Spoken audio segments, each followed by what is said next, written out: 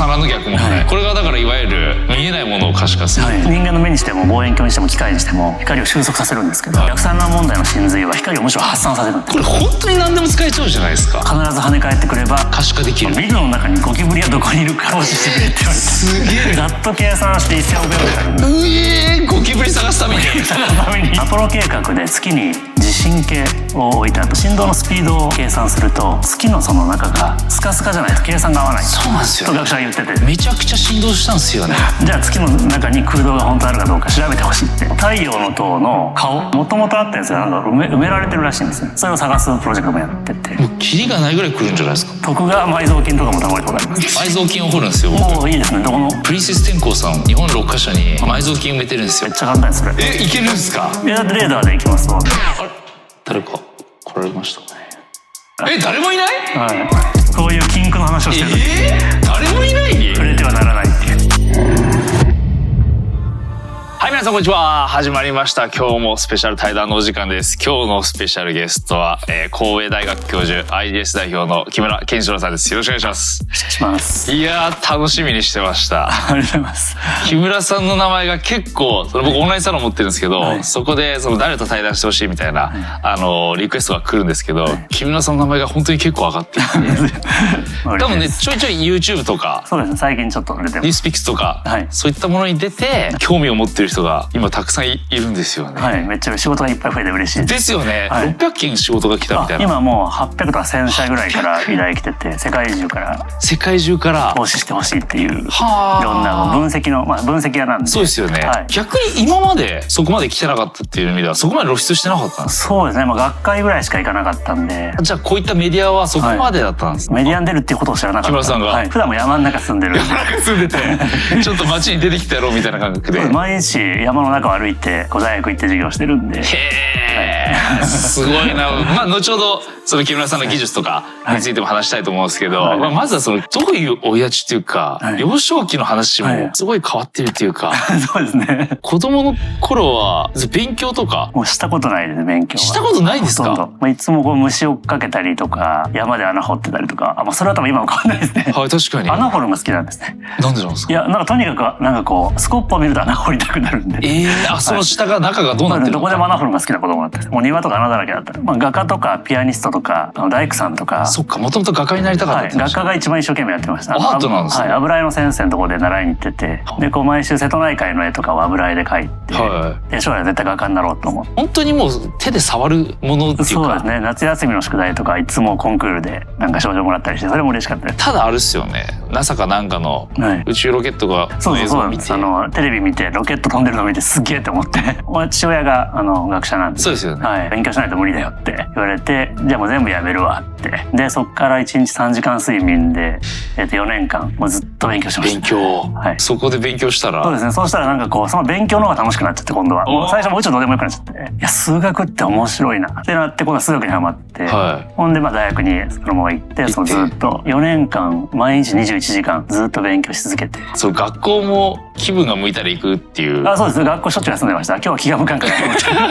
やっぱつまんないですか、学校の授業は。でも物理の先生がめっちゃ好きで、高校の物理の先生が実況やってくれるんですけど、その先生授業しないんですよ。もう全部実験なんですね。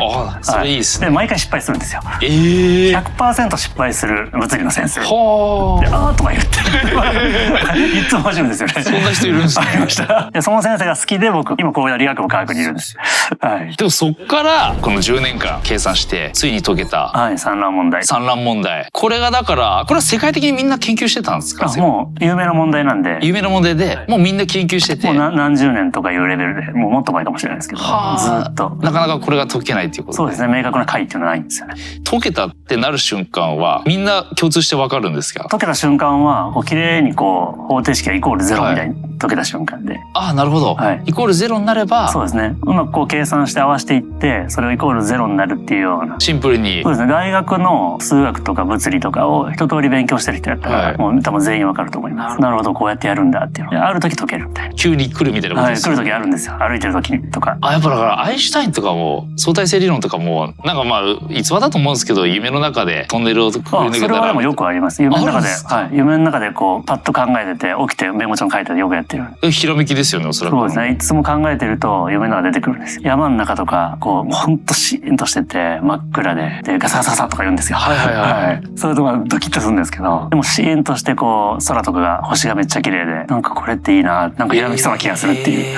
波動産卵の逆もね、これがだからいわゆる見えないものを可視化するっていう。まあ通常やっぱ光ってこれもだからある意味ここにあるっていうよりかは光が当たって反射して僕たちの目にレンズで映って見えてる。だから光はこの例えばこの中とかは光が届かないからわからない。ただ音波とか電磁波は中まで通ってて、でそれの跳ね返りを木村さんは計算して逆算して中の状態を可視化するっていうことなんです。そうです。合ってますかね。合ってます。人間の目とかやったらこう光が当たって物に跳ね返って目の中にあるレンズが網膜に投影してるわけですけど、それを数学的に投影させるっていう意味で、何でも物を見るっていうのはレンズっていうのは必ずセットになっていて、望遠鏡もそうだし顕微鏡もそうだし、必ずレンズでピント合わせてみるんですよ。で人間の目がまさにそのピント合わせてるんですけど、逆算の問題僕言えば数学的にピントを合わせる。全然光は収束させるんじゃなくて、普通の人間の目にしても望遠鏡にしても機械にしても光を収束させるんですけど、むしろ逆算の問題の真髄は光をむしろ発散させるんです。そこに真髄があって、光を収束させると当然壁があったらそこより先は見えないんです。収束させるというか、そこしか見えないんです。でむしろ光を発散させるといろんなところに光が回り込むんで、物の影も見えるはずだよねって。なぜならば発散させてるんだからと。でも発散するとレンズじゃないんだからその物は形としては描けないよねと。じゃあその発散させるんだけど収束させて絵にするところを数学的にやってしまおうというのが逆算のものの真髄なんで、逆なんですね。そうするともう見るという価値観がそもそも変わってしまう。変わってきますよね。数学的レンズっていうのがガラスで作ったものじゃなくて数学なんですね。数学のレンズを使って投影してやろうと。そうですよね。跳ね返ったものを計算するということで、何かそこにあれば何でも必ず跳ね返ってくれば可視化できる。そうです。でも逆にできないのは中にあるものに光が当たったとしても、もうそこで閉じ込められて永久に出てこれない。そういう場合はできなくて、なるほど。そもそもそういう場合って本当あるのかっていう話なんですけど、例えばこう入り江みたいになっていて、その入り江の隙間から光を入れて、中でこう何遍も跳ね返ってしまって、もう下手したら永久に出てこれない。出てきたとしても非常に弱いとかですね。そういう場合は計算しようがない。中でカンカンカンカンって何回も当たって出てきたものはそもそもそれも計算できないですよね。それは一つだけできる可能性があって、今の非常に大事な質問で、入り江があって、そこでこう光を入れて中でカンカンカンって跳ね返って、その入り江から出てきた光をキャッチしたら、その入り江の中の船の位置が分かるかっていう問題なんですけど、これも有名な数学の問題なんですが、僕の書いた論文の回をよく読めばですね、その入り江の向こう側にもう一つ穴を開けて、向こうから染み出る光、こちらから入れてカンカンカンって跳ね返って手前に出てきた光と、入り江の向こうに穴を開けて向こうから出て光の2つをキャッチしてやれば、必ず中の船の位置が全部分かる。分かるんですか？分かります。それは間違いなくそれは書いてあるんですね。すげえ。そんなに分かるんですね。波動っていうか打つ時っていうか、それはどういう大きさとか限りがあるんですか？それもめちゃめちゃ大事な質問で、光をさっき発散って言ったんですけど、発散ってでも発散の仕方があるじゃんって、こうビームみたいにゆっくり広がっていく場合もあるし、いきなり霧吹きみたいにバッて広がった場合があると。で多分僕の今の話を聞いたらほとんどの学者が木村さんの言ってることは一部大きな誤りがあると多分思うと思うんです。どういうところに誤りだと思うかというと、無限に発散してしまったら光の強さが薄まっちゃって、もう測ることができないんじゃないかと。そんなこと意味がないよね。計算できるはずがないと。まさにそれはその通り。つまりいくら発散って言っても光が十分な強さで跳ね返ってるぐらいある絞りを持っておかないといけないと。ある程度ビームのように直進で進んだ方が強い光が返ってくるんで、それはビームの広がりというのをもともと僕の理論では計算に入れることになっていて、そのビームの広がり幅を入れて逆算の問題を解くというのが、なるほど。その逆算の問題の基本方程式の次の方程式として、例えば超音波だったり車の自動運転のライダーだったり、全ての光の広がり方って機械によって違うんで、それに合わせた方程式が用意されてないと実際使えないんです。そのシチュエーションに合ったってことですよね。もちろんです。ぴったりそのシチュエーションに合わせた方程式を作ってる。で今で言うと、だからいわゆる代表的なものだとリチウム電池とか、そのリチウム電池も漏れが生じてて、それを今可視化して爆発しないように。頻繁に爆発してますね。一昨日京都行ってたんですけど、ホテル泊まるときに充電器を持ってないですかって今そんなとこでも言われると思いました。新幹線でも言われますから。それも木村さんの技術でで漏れが多いところを、これはもう廃棄したりってことですよね。事前に発火するやつが分かればああいう話は起きないはずなんで。あとは乳がんの。そうですね、がんの診断の機械を作ってます。これもだいぶうまくいってるんで。そうですね、もう治験やっていてかなりいい成績出てるんで、あとはもう届け出して出すだけのところまで来てます。あとあれですよね、トンネルの中、そうですね、あれはもうだいぶもう出来上がってるんで。あれですよね、老朽化した、使われてます、あちこちで。だからそれが本当に技術が可能になると、もちろん厳しいものも水とかが厳しいんでしたっけ？そうですね、一番苦手なのは粘土ですね。粘土に覆われたらもう使える光の選択肢がなくなってしまうので、地震波みたいなの使わないといけなくて。でも基本的には結構いけるってことですよね。砂漠とか氷の下とかそういうのだったら全然いけるんですか？月とかめちゃくちゃ簡単ですね。月は一番やりやすいかもしれないです。僕それ月とか火星とかって不思議が多いじゃないですか。多いですね。未だに水があったとか。それこそ僕地球もだと思うんですけど、コアがあってマントルがあってみたいなこと言うじゃないですか。あれも結構未だに疑問が多いみたいな話を聞いて、それこそ地震のメカニズムもプレートじゃないんじゃないっていう話もあったりもするので、その辺多分木村さんの技術で地球内部を本当に可視化したらだいぶ解明するんじゃないですか？いや、それはもう本当にそれ今やろうとしてて、まず月でやろうとしてまして、簡単なんで。まずは月が簡単。ちょうどJAXA のプロジェクトで月面探査プロジェクト僕やってたんで。やってたんですか？もうやってます。今もやってます。ある科学者が言うにはですね、月の中は空洞だらけだっていうマジですか？オカルトじゃなくて？いや、もう本当に。でその学者が言うには、そのアポロ計画で月に地震計を置いたと、振動計を置いたと。ところがその振動のスピードを計算すると、月のその中がスカスカじゃないと計算が合わないと。そうなんですよ、と学者が言ってて、めちゃくちゃ振動したんですよね。それでじゃあ月の中に空洞が本当あるかどうか調べてほしいって言われて、面白そうだからじゃあやります。めっちゃおもろい。もうやってるんですか？今やってます。そのレーダー、月の探査レーダーを作ってます今。衛星飛ばして。衛星飛ばして着陸させて、地中にマイクロ波を打って月の中の立体構造を計算して可視化するっていうマシンを今作ってます。それはいつ頃完成しそうなんですか？今小型のアンテナの試作機を作ってて、一応あと数年後ぐらいには完成させるから。レーダーそのものはロケットを飛ばすのはちょっとタイミングが僕のコントロールじゃないですか。これちょっとバカな質問させてもらいますけど、月の例えば誰かが住んでたとするじゃないですか。もうだから人間がじゃあ住んでました。地下10メートルに。それ木村さんの技術で。めっちゃわかります。人間水なんでめっちゃ反射しますね。なるほど。最近も同じようなことを誰か頼まれて、もう瞬間的にわかりますね。そうか。セキュリティゲートで金属探知機とかでもすぐわかるように。そうですね。あれは時速200キロぐらい耐えれるように作ってるんで。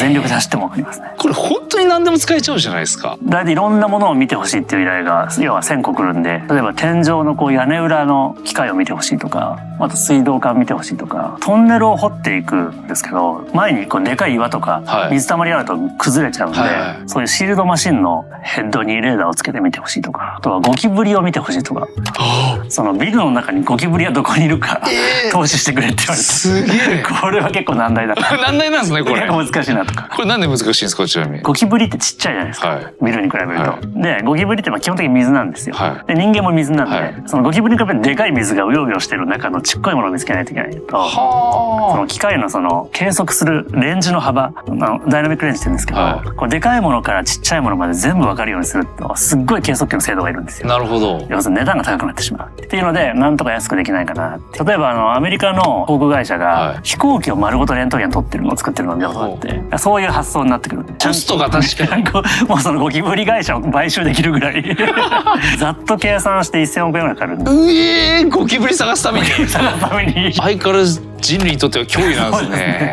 お金を出してくれたら僕らは作りますそういった意味で木村さんのところにお金も集まってきてるんですか？そうですね。いっぱいいろいろ出していただいて、今まで、国とか民間会社とか。この技術って木村さんしか持ってないですか？逆散乱問題を作ったレーダーを搭載できるのは僕らしか世界にいないんで、世界一のレーダーだと思います。で古代遺跡とかの依頼も来るっていうじゃないですか。いっぱい来ます。だから世界からってことですか？そうですね。世界中から来ます。イタリアの火山灰に埋もれた都市とか、ポンペイだ。とか。夢島の地下調査とか、太陽の塔の顔、あれが埋めちゃってる、どっかに埋まっちゃってる、で今あるやつは後から作ったもので、そうなんだ。もともとあったやつが埋められてるらしいんですよ。それを探すプロジェクトもやってて、もうキリがないぐらい来るんじゃないですか？徳川埋蔵金とかも頼まれたことありますそういうねえ絶対来ますよね。埋蔵金頼まれて、いやそもそも埋蔵金ってあるんですかって聞いちゃいましたねあるそうですよこれ。あるんですか？フィリピンに第二次世界大戦の日本軍が埋めた財宝がめっちゃ。いいですね。そういうのめっちゃ好きですね。フィリピンか、あの辺はね、結構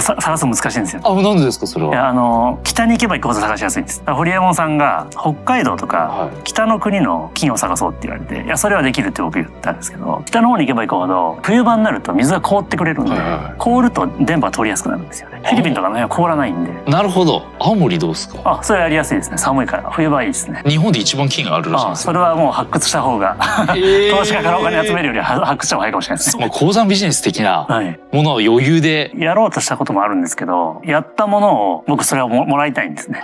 でもらってそれを研究費に変えて次の研究費に変えて、僕はそういう生き方なんで、それがくれないって言われて、じゃあ面白くないからやらないみたいな。彼らの所有物になっちゃうってことですか？基本的に外国の場合は特にそうなるみたいです。国の持ち物になるみたいなこと言われました。これだから本当は釈迦が五重塔の中で、涅槃像って寝てる像が後ろに宇宙人的なものがいるんですよ。面白いです。トカゲ人間の顔してて、その近くに聖徳太子のお墓が3つあるんですよ。法隆寺に。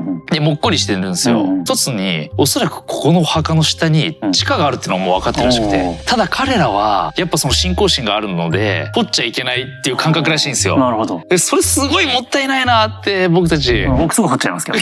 穴掘る好きなんで。ですよね。スコップ多分持っていきます最初から。で最初からスコップ持ってって。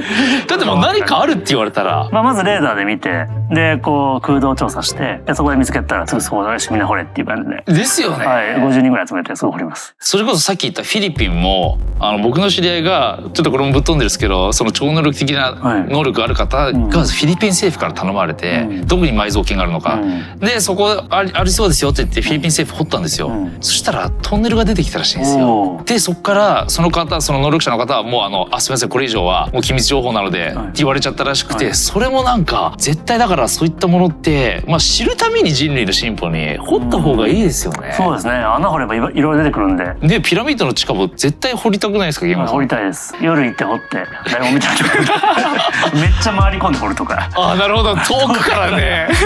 めっちゃ遠くからもう別の国から掘って。そうですよね。ぐらいした方が本当はいいですけど、なんでああいうのってやっぱ止められてるんですかね？いや多分やってるんじゃないですかね。鋭いですね。モグラロボットみたいなの難しくないんで。やっぱやってますよね。歯が折れちゃうからどうしようかなっていうのですね。一番悩んでるのは歯の交換が岩盤硬いんで。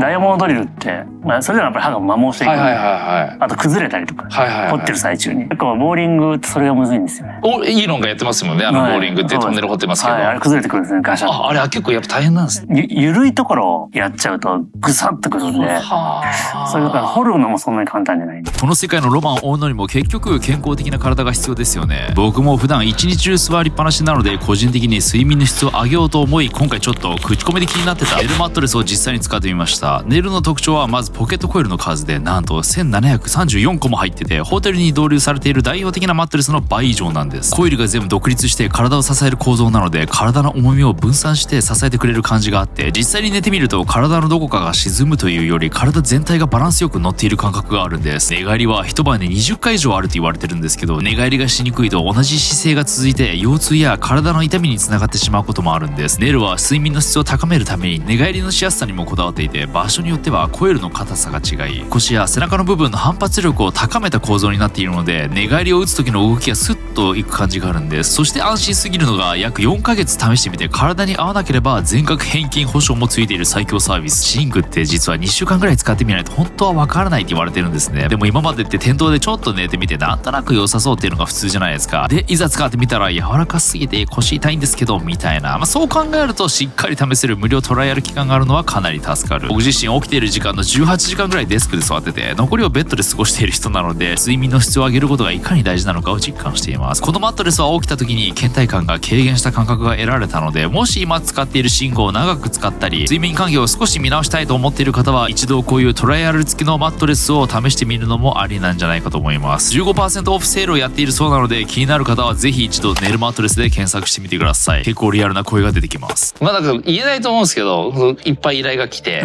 とんでもねえ発見あったじゃんってみたいなこともある。ありますあります。遺跡とか。あるんすか？もちろん。はい。それ世に出てない。その出たもの自体は報道されました。どこの遺跡ですか？日本でこう古墳的なやつ。もうそれは本当に出てるんですね。もうありましたっていう。はい、見つかりましたっていう考古学者が発表してました。やってるんですね。はい。そこは一応こうやるとどうやったら見つかるかっていうのは分かってしまうんで、ここはシャッとしてるんですけど。なるほど。そのテクニカルな部分が分かっちゃうってことなんですね。っていうのもこうその時は来すぎてしまうと思って。依頼が。はい。で今は来すぎてほしいんで。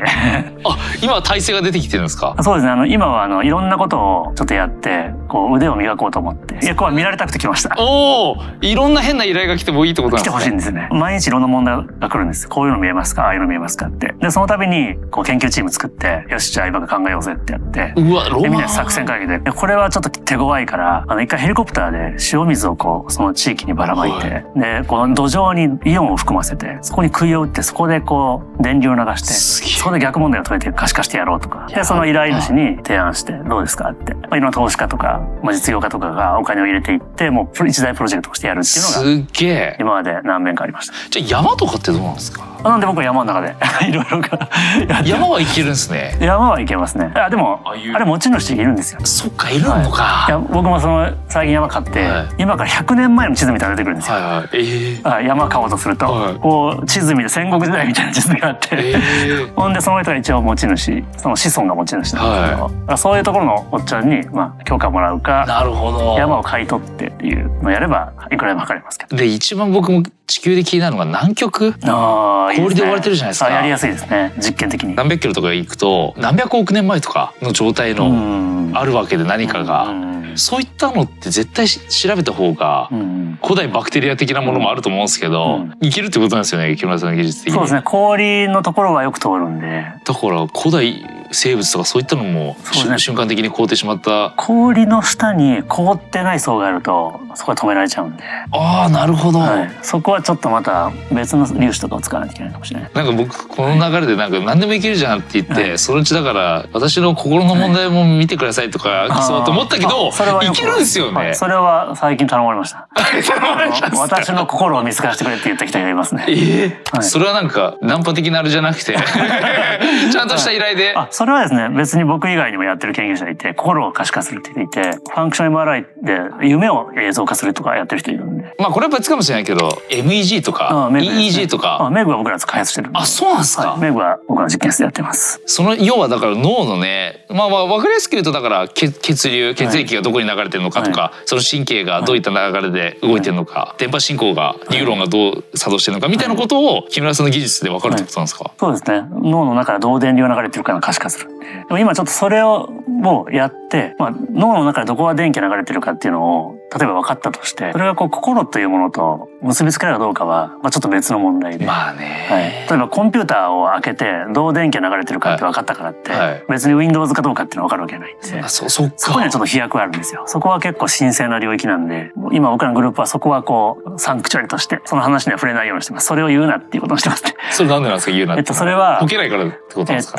人間の心っていうオペレーティングシステムと脳の中の電気の流れ方は神様が作ったものなので、そこに触れてはならないっていうのは一応僕らのルールにしてます。あれ誰か来られました？もう今日はスタッフさんはこれ来ないですか？じゃあ多分間違いだと思います。大丈夫か？ちょっと風が吹いていい感じで一瞬怪奇現象が。今続鳥肌立ちましたね。誰もいない？そういう誰もいない？そういう禁句の話をしてる時誰もいない？触れてはならないっていう。ここしかフロアないので。結構ね、こういう話僕らのグループ多いんですよ。こういうことあります？結構ね、過去に。怪奇現象あるんですか？いや、あんまり言うと思う笑ってる。いや、全然カットもダメですよ。いや、いいですよ。いろいろあるんですね。どういうことですか？例えば、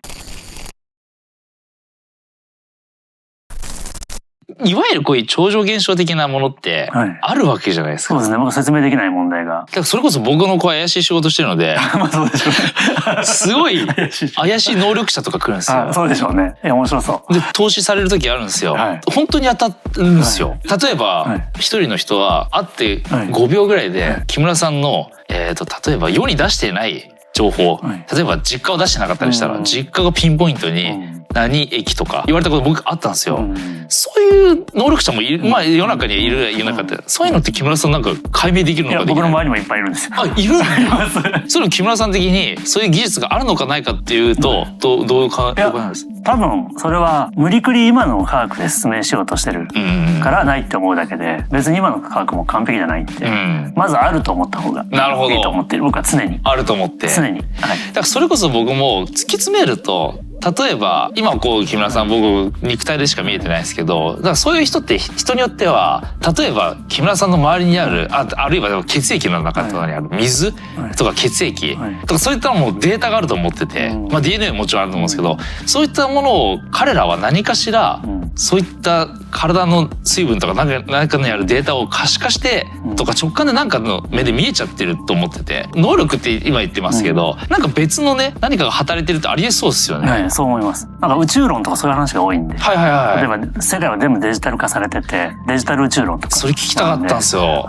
よく言うのが、数学はやっぱ自然の中に発見した、その自然を表現する言語として今まで使われてきて、でも今みたいな説明できないようなことがあった時に、その言語のワード数を増やさないといけないと思うんですよ。文法とか。それを僕ら繰り返してるに過ぎないと思うんで。ですよね。でもそれが誰がそういうアルゴリズムとか人間の考え方を決めたのかはよくわからないです。これ宇宙って木村さんの技術で解明できないですかね？今宇宙でどこにどういうものがあって、どういう広がりを持ってるかとか、惑星の向こうにどういう惑星があるかっていうのは僕の逆算の理論で。いけるんですか？行動の計算はできると思います。その宇宙に放つってことなんですか？そうですね。放ってものすごい時間かけて帰ってきて。ですよね。何光年っていう世界なんで。だからこれも不思議で、光って30万キロって速度が決まってて、だからこの決まってること自体もなんかもうプログラミングされてる気がしちゃいますよね。誰が決めたのかってことですよね。そうですよね。それがさっき言ったNG キンクっていう僕らのグループで。キンクなんですね。子供の頃からそれ考えるんですよ。全ての原点っていうか、結局宇宙があったとして、別に宇宙はもうなんかプログラム的なのがあるとも別に空間として不思議じゃないじゃないですか。いずれ解くだろうっていう。ただそのさらに奥っていうか、なぜ全てがこう存在しちゃってるのかっていうことを考え始めると、ある暗黒の領域がありまして、でもここがある暗黒の領域を 2,3 分考えてると到達するんですけど、あまりにも恐怖がありまして、危険なエリアですね。そこに行けないようになってる気がして、現状人間のキャパで感じるんですよ、恐怖を。とてつもない。それ考え始めるとちょっとスピリチュアルと科学のちょっと曖昧な部分いきませんか？そこに入ると危険で多分抜け出せなくなっちゃうんで。木村さんでもそれ日常抱えてるわけですもんね。いや、そのエリアの周りをうろうろしてるだけです。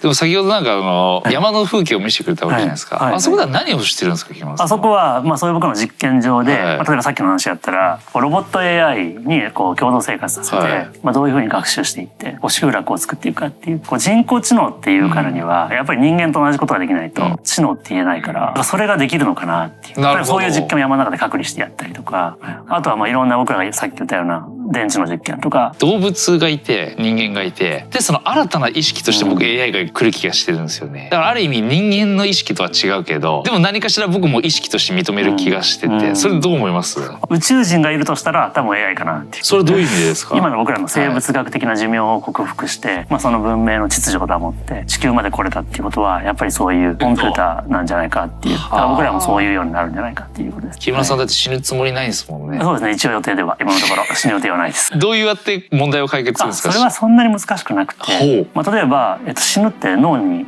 酸素がいかなくなることで、脳に酸素がいかなくとも脳死という状態になるわけなんで、じゃあ逆に脳に酸素を供給すれば永久に死なない。そういうものを機械的にやってしまおうという単純なものです、僕の発想。だからある意味脳だけを水槽の脳じゃないですけど、脳だけを究極生かしていくってことになるってことですか？そうです。僕みたいな応用物理やってる人が人間というものをマシンとして見て、ただそれが壊れないように、仕組みはよくわからないけど神様が作ったものだから、だけど壊れないようにしろって言われたら、別にそんなの酸素がなくなると酸素ボンベで突っ込んでバブリングすりゃいいじゃんとか。物理的に成り立つんですか、水槽の脳的なものって？そうです。今動物実験やってて。やってるんですか？やってます。はい。脳は生き続けてるっていう。そうです。もちろんです。はい。外に一部取り出してるんですけど、機械。やば。一応商品化を目指して今頑張ってる。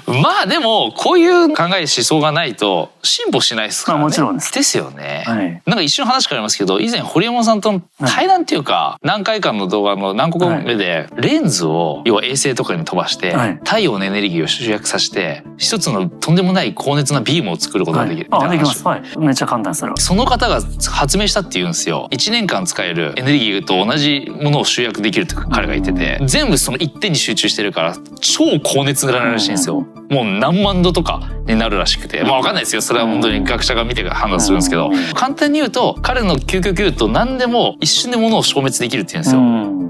もう灰になるっていうかものなんです。それは可能なんですか？可能と思います。波なんですけどランダムなんでこうパワーを集めても、まあ、やっぱりその知れてるんですよ、太陽の表面よりも温度高くならないんですよ、太陽の表面で6000度とかなんで6000度ぐらいなんですけど、まあ、もっと温度上げたいですよね、1万度とか、そうです、上げたいと思うんですけど、その光をいくら絞ってもやっぱり波が揃ってないんで、パワーは強くなれないんですよ、ランダムなんで、なんでその光を一回レーザーに変換して綺麗な波にしといて一点勝負すると何万度もできて、その効率を上げれば今のソーラーパネルよりも劇的に発電所が作れちゃう。例えば電子レンジが多分キロワット1キロワットとかあって、その水を温めるのに電子レンジだったら2分100秒とか、例えば100秒とかですよね。それがその電子レンジの何億倍とかっていうパワーを出せるんで 0.1 秒で沸騰するとか、それはでも全然難しくできますね、やろうと思います。できますよね。はい、できます。歩いてたらいきなり燃えるっていうエネルギー源になると結局太陽を一回マイクロ波に変換する効率とかが出てくるんで、それが大変なんですね。そうですね、効率は悪いです。埋蔵金を掘るんですよ僕。もういいですね。どこの埋蔵金？アベマの企画で、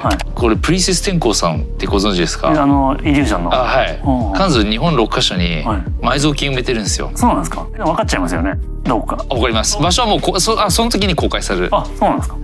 当たるかわかんないですよもちろん。でもまあ人間が掘って埋めたんですよね多分。でも重機なんですよ。まあでも知れてますよね。だって別に1000メーター埋めるとか。もう10メートル。10メーターとかでしょ。しかもコンテナでスタートされてる。コンテナ埋めてるんですか？そうですね。ぐちゃぐちゃになっちゃうから。はい。ならめっちゃ簡単ですそれ。いけるんですか？だってレーダーで行きますそうなったら。それコストかかんないってことですか？ほとんど。深さと土壌によります。10メーターだとしていない。濡れてるかどうかによります。寒いですか？暑いですか？僕たちが行くピンポイントで言うと山梨の山です。そうですね。10メーターぐらいやったらどのくらいのレーダーで行こうか。この企画はおそらく探せなくても続くので徳川埋蔵金みたいですね。ちょっと天功さんも見つけてほしい感じなんですよ。20年前に埋めてるんですよ。分からなくなった。いや分かってるんですけど、さすがに誰も見つけないともう話もなくなっちゃうっていうか。なるほど。1T2R とかのマルチスタティックレーダーできましたね。で大体スクエアのエリア決めてこうスキャンして車に乗っけてスキャンしてレーダーでそんなんでいけますね。でザーッと走ってでさっきの逆算な問題解いて映像化して映像化できるんですもんね。形がはっきり見えます。でもねエジプトの話もねやろうと思えば。そうですね、やろうと思えばコストもでもおそらくそうですねちょっとはかかる。まあかかりますもちろん。ちょっと本当に僕もだからいろいろその解明したいんですよ。で人類のそのもう間違いなくあるような何かしら古代のあるようなものを早く解明しようよっていう。でもいやこれで言ってなるほどそういう世界があるんだってみんなが思ってくれたら嬉しいです。そういうロマンはやっぱあります。もちろん。だってこう毎日電車で会社帰って、まあつまんない上司の長い話を聞かされて変わらない日常うんざりしてる。そういう時にこの番組を例えば見てそんな世界があるんだ、なんかワクワクするんだって絶対感じますよ、思ってくれたら嬉しいです。やっぱみんなにちょっと希望じゃないけどそういう世界があるんだよっていうのはもちろんです。人間っていうのはある程度やっぱノイズが入らないと思考が飛躍しない。だからこうステルスでアンダーグラウンドでずっと隠れてこもってやってたら全然新しいひらめきにつながっていかないと。例えばある組織とかに依頼されてそればっかりをアンダーグラウンドでやってるとそれでインスパイアする若い子どもたちとか、若い研究者たちが出なくなってしまうんで、やっぱりここでこういうふうに喋ってなるほどそういう見方が価値観があるんだっていうとどんどん来てくれるんで寄ってきてくれるんで、でこういうもの見えますかとかで人工衛星やってる人が空からこういうのは見えないですかとかゴキブリが見えないかとか、地下が見えないかとかその天子さんのコンテナが見えないかとか、もしも僕は多分ホリエモンとかの番組に出てなかったらこの話って来なかったと思うんで絶対来ないですね、多分それがこう思考の連鎖で新しいインスパイアの根幹になっていくんで、なるほど面白いですね、言ってきてほしいです。どんどん無限に来ますよ。無限に来ます。もう毎日そのプロジェクトスレッドがガンガン立ち上がっていくんでキリなくないですか。でもスタッフ足りないですよねそんな。そうですね。今プロジェクト化されてるのは500とか600それプロジェクトされてるんですか一応されてる、動いてるんですね。投資番号で今日はなんか273番の案件の会議あるとか言って。やばいっすね、でもなんか木村さんみたいな人がいると希望持てますね。楽しいと思います。めちゃくちゃ僕は僕の会社就職したい。楽しいしめちゃくちゃ。そうですよね、国家レベルとかでも考えても、本当にそういった技術を本当に可能にする人がいると思うと、希望持てますよね。もう絶対に作り上げるんで最後まで、はい、途中やめたこと一回もないし。金集めましょう、はい、集めてくれたら何でも作りますよ。その今日夜行く会合のボスはその所有には意味はないと言ってたんで。うわ、はい、何かにするってことです。もうその溜め込んでも何の意味もない。それはもう人間の体のがんと一緒で、がんってこう細胞の塊、海の塊なんで。そうですよね。溜まったらもう溜まったらそれががんなんで循環させなきゃ。循環が意味ないとか、だから僕は使ってみせます。いくらでも使ってみせますよ。はい、それの有効的に使うプロってことで、はい、もちろんです、はい、地球上のみんな喜ぶ形に使ってみせますよ。いやちょっとぜひ岡山でしたっけ、はい、今その森は。森は和歌山。和歌山ですか、はい、岡山か。岡山にもあるんですけど、岡山いっぱいあるんですね。あちこちあります。その研究所もぜひ遊びに来てください。ぜひぜひ来てください。いやでも今日はありがとうございます。はい、貴重な機会を。ありがとうございました。ありがとうございました。